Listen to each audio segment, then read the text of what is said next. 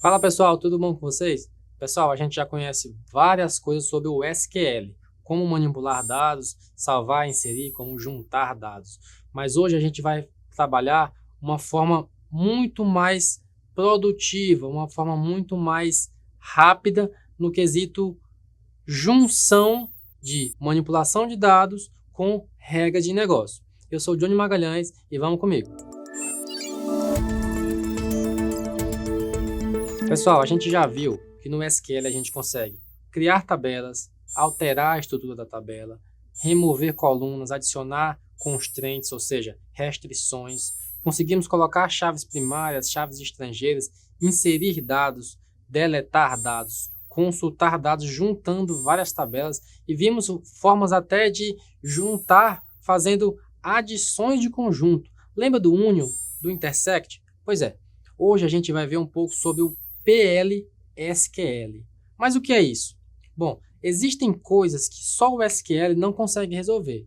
Por exemplo, se você quiser inserir alguma regra de negócio na hora de salvar algum dado naquela nossa tabela de pessoa, como é que a gente faria?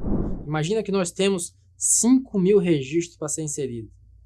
Imagina que você vai ter que validar um por um a idade da pessoa. Você vai ter que validar se no lugar do CPF não tem só espaços em branco.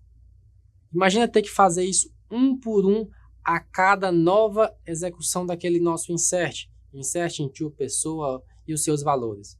O PLSQL ele veio para nos ajudar a resolver esse tipo de problema. Nós conseguimos fazer procedimentos, daí o nome PL, que é Procedural Language, ou seja, nós conseguimos colocar várias regras, colocar várias exceções, fazer laços, ou seja, iterar sobre os nossos dados. Nós conseguimos também dar mensagens durante o nosso processamento para o usuário. Então são várias, são infinitas as possibilidades da gente utilizar o PLSQL para fazer processamento da informação. Ele é muito bom porque ele é como se fosse o escritório onde tem os dados. Imagina que você está num escritório e você tem todas as informações, todos os papéis lá. Você consegue fazer esse processamento de forma quase que instantânea. Por quê? Porque você não precisa de um sistema, colocar uma conexão no banco de dados, mandar a requisição, o banco de dados vai processar, retornar, o seu sistema vai validar aqueles resultados, vai juntar, fazer uma nova conexão, uma nova consulta. É muito mais demorado. E lembrando, imagina que você está fazendo isso de um sistema que está conectando numa base de dados do outro lado do mundo. Ainda tem aí o fator de rede, o fator físico. Aquela informação tem que chegar fisicamente naquele dado. Quando você conecta no banco, você faz algum procedimento no banco, aquilo é muito mais rápido. Mas lembrando que esses dados hoje são mais utilizados, essa forma de processamento ela é mais utilizada quando você quer tratar informações que estão no banco. Imagina que você está no escritório e precisa ir do outro lado da rua para pegar uma informação. Isso seria quebrar a nossa hierarquia de camadas que a gente chama no desenvolvimento de sistemas. Porque olha só, nós temos nossa tela, por exemplo, que acessamos no navegador. Aquilo é o chamado front-end.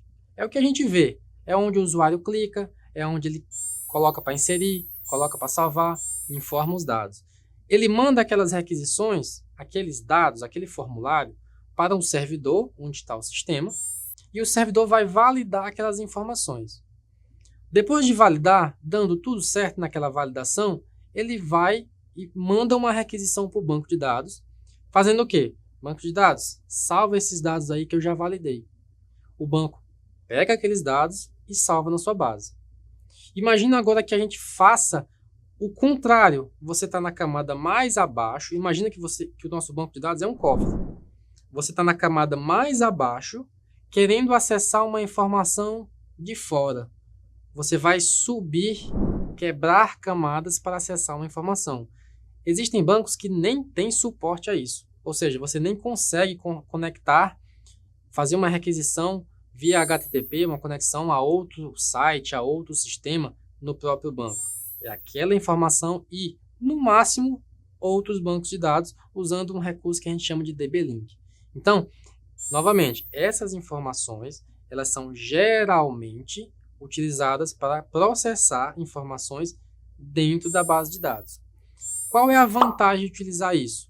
Bom, independente do sistema que você utiliza, se você quiser trocar o seu sistema, você continua com a regra, ou seja, com as regras de negócio do seu sistema. Qual o tamanho da pessoa? A pessoa não pode ter mais do que 200 anos. A pessoa não pode ter um CPF duplicado. Esse CPF é inválido. Todas essas informações a gente consegue salvar e processar elas no banco através do PL/SQL, criando funções, criando procedures, dependendo do caso, mas tudo é PL/SQL. Se a gente quiser separar o sistema, a gente consegue. Se a gente quiser mudar o nosso front-end, que eu falei, para uma versão mais nova, aquela regra de negócio não é perdida no banco de dados. Mas o contrário também é válido. Imagina que você vai precisar mudar de banco de dados. Ao contrário do SQL, que a grande maioria das estruturas de salvar e consultar são comuns a todos os bancos de dados, o PL/SQL já é diferente. A maioria dos bancos de dados tem todas as funcionalidades. Elas têm funcionalidades equivalentes. Mas, por exemplo, a forma de exibir uma mensagem no Oracle é totalmente diferente da forma de exibir uma mensagem no Postgres, de exibir uma mensagem no DB2.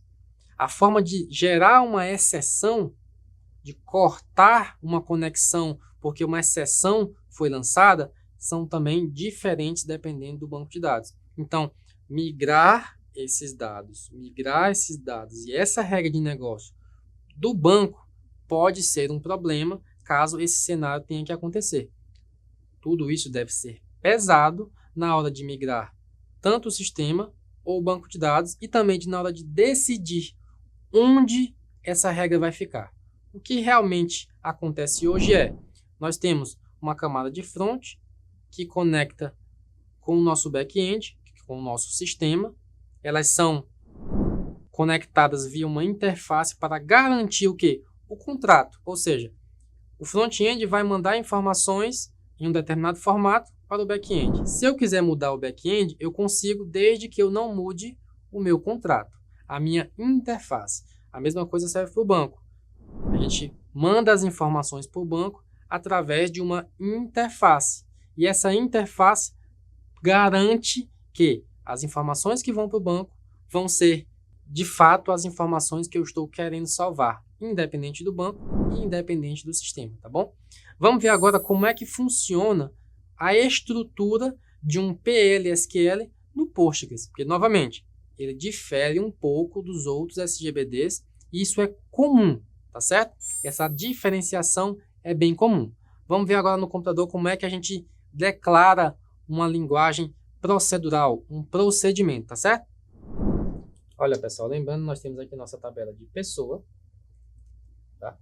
Nós temos nossa tabela de animal. Agora a gente vai ver como é que a gente faz a declaração de um procedimento. Como é que eu faço isso no nosso banco de dados Postgres? O primeiro do Postgres você tem que colocar do cifrão, ou seja, faça, isso, esse do é de faça.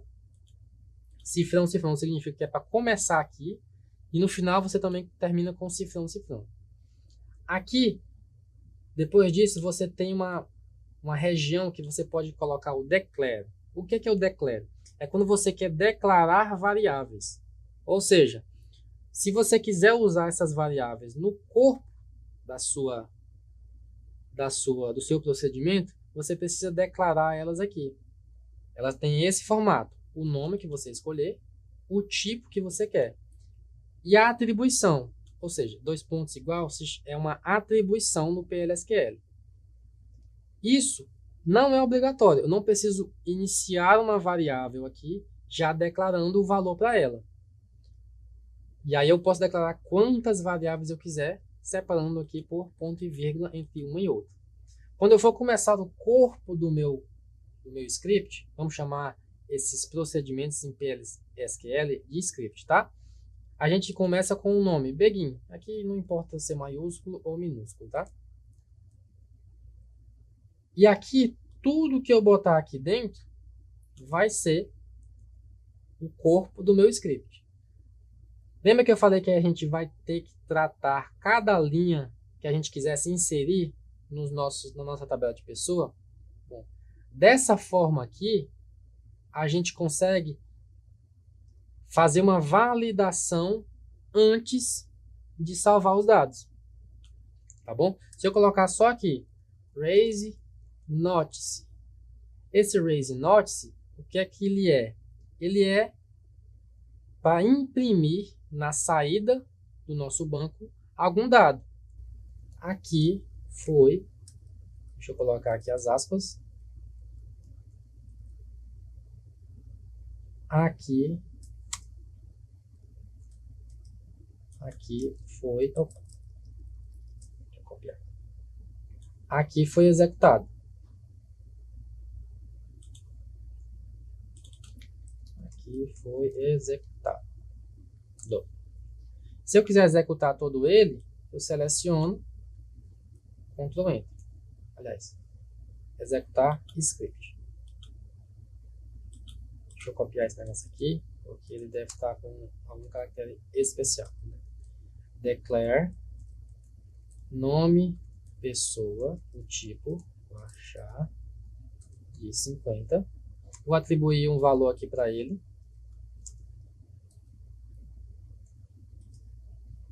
Vou botar vazio. Ponto e vírgula.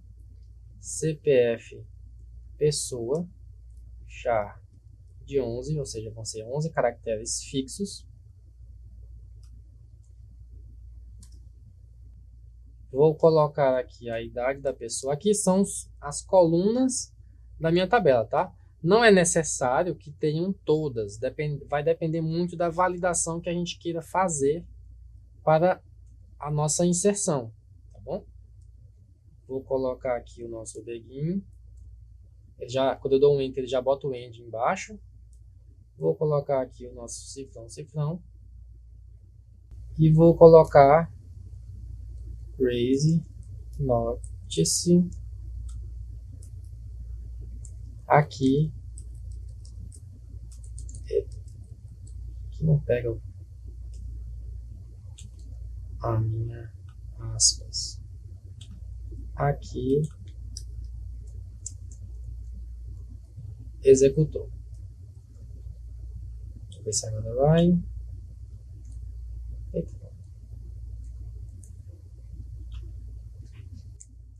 Pronto. Aqui ele está dizendo que não foi nenhuma linha executada. O que foi que eu executei? O início e fim, como sempre. E aqui ele mostra a nossa saída do nosso console. Aqui executou.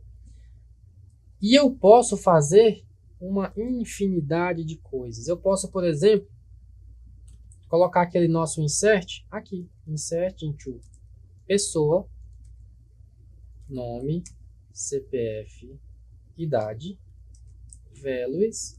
Eu posso colocar esses valores que eu declarei aqui em cima. Então eu posso botar nome, pessoa, CPF, pessoa, idade, pessoa. Quando eu executar essa instrução, ele vai pegar as informações que estão contidas aqui.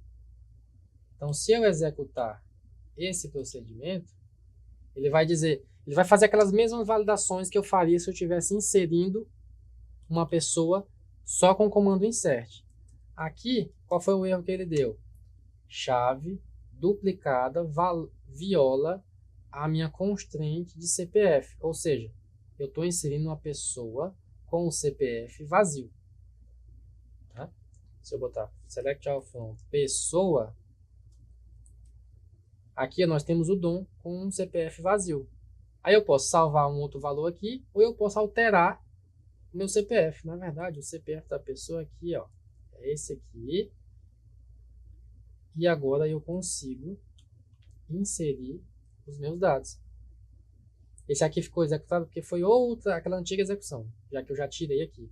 Se eu inserir agora, se eu consultar agora a minha pessoa, eu tenho aqui, ó, a minha pessoa 123, com a idade 0, o meu ID, que é aquele valor auto-incrementado, e o nome da pessoa vazio. Então veja que com isso eu não preciso inserir todos esses dados, eu não preciso informar os dados na ordem correta, basta que eu informe aqui os dados que eu quero inserir. Dessa forma eu consigo inserir uma pessoa muito mais rapidamente. E com mais para frente a gente vai ver como fazer isso com mais segurança, colocando mais regras, fazendo com que o nosso script fique cada vez melhor e com mais informações e com mais regras de negócio. A gente vai depois, por exemplo, colocar uma regra em que a pessoa não pode ter uma idade negativa. O nome da pessoa não vai poder ficar em branco. Tudo isso a gente consegue validar com esses scripts, tá certo? Então, pessoal, nós vimos aqui que a gente consegue estruturar o nosso script para que a gente possa salvar uma pessoa de forma mais simples. Basta que naquela região do declare eu coloque as informações e execute meu script. Então, é muito mais fácil e mais seguro na hora de inserir dados na nossa base de dados, tá bom? Pessoal, percebam que essa aula é apenas parte do processo de aprendizado. Eu preciso que vocês acessem agora a plataforma, leiam o texto de aprofundamento, lá vai ter muito mais informações sobre o que a gente aprendeu hoje. Eu preciso também que vocês respondam as questões do quiz para testar os seus conhecimentos. Muito importante também, responda a questão aberta de fora e comente na resposta de 2 outros colegas. Até mais!